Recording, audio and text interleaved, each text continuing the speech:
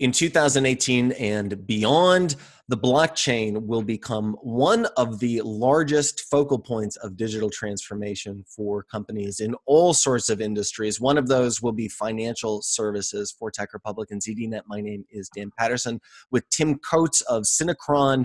Synchron they provide much of the back-end services for many financial service companies.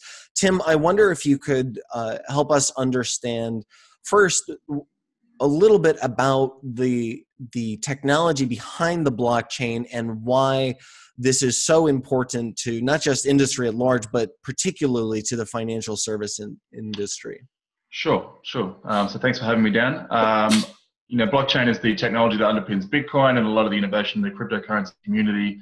It's subsequently been identified as having a huge amount of value for business applications, and that's, I guess, because blockchain is a distributed ledger technology that enables non-trusting counterparties to share a single digital view without the need for a central authority to help them trust each other.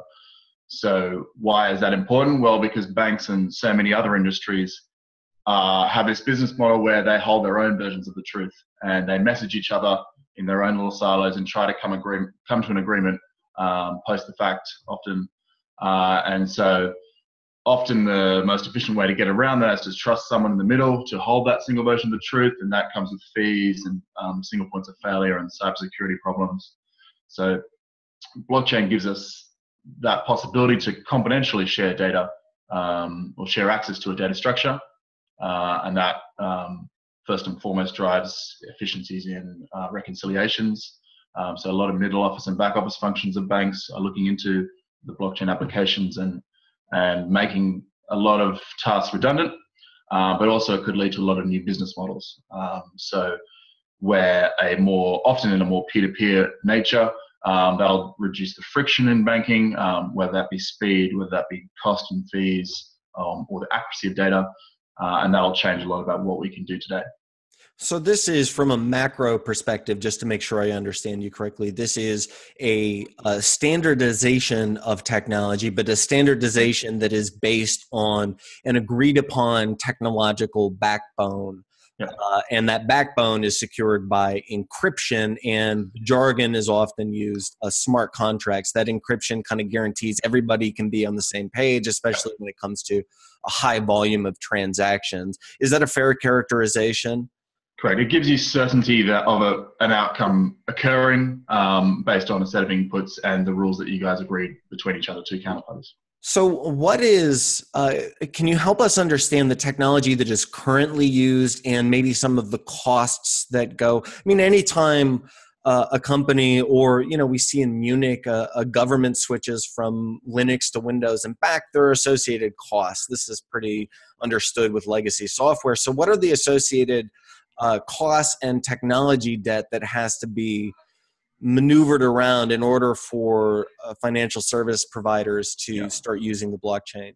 Yeah, so I think that is the number one biggest challenge that we'll have going forward in production is the benefits case. Can we communicate the benefits case clearly enough to drive change on the existing way of doing things and moving off systems that maybe aren't broken, that have been around for 30 years. And so I think that is quite a long journey that we'll go on. Replacing basically central databases at banks. So a lot of the blockchain platforms that are out there, so Corda, Quorum, and Fabric, they spend a lot of time thinking about how do we interoperate with existing technology that exists today so that we can have some sort of interim point where we can cohabitat within banks. Obviously, the longer term vision is that the Nirvana vision is that the whole financial system is run on distributed ledger technology. But for now, I think in the next couple of years, it's going to be more around how can we coexist so that we aren't asking banks to rip everything up, operate in some sort of parallel production with those technologies, and ultimately one day the books and records and the all the trust is in that technology. But I think there's a lot of IT security challenges, a lot of change the bank costs, as you mentioned, and a lot of just general literacy of the technology and the education of others around what is quite a complex space. It is an incredibly complex space. Tim Coates of Synchron, I hope we can speak to you in 2018 and beyond as the blockchain continues to alter and disrupt business technology. I wonder if you could leave us with a forecast, a prediction of where the tech is going in 2018 and maybe some of the good first steps companies should take in terms of trying to wrap their business and their heads around what's happening with blockchain tech right now? Sure. I think every big bank and financial services institution is tipping their toes in and spending accordingly, whether they want to be a leader in the space or a fast follower. They're spending a lot of time engaging in consortiums, the biggest one being R3, but there's Hyperledger Foundation and the Enterprise Ethereum Alliance. Those are great places to learn and get and leverage the learnings of others to fast track you. Most banks are then also looking at how do we enhance our own internal developer skill set on each of these technologies. There's probably 3 that everyone coalesces around, and that's quite an expensive thing to maintain capabilities across 3. So you'll see a lot more people making bets in 2018 on the technology that they want to pursue, whether that's Corda, Quorum, or Fabric. I think probably the leading 3. And as far as production use cases, I think we're looking at there'll be some in H2 2018, but I think those will be sort of parallel production type use cases until more comfort comes around.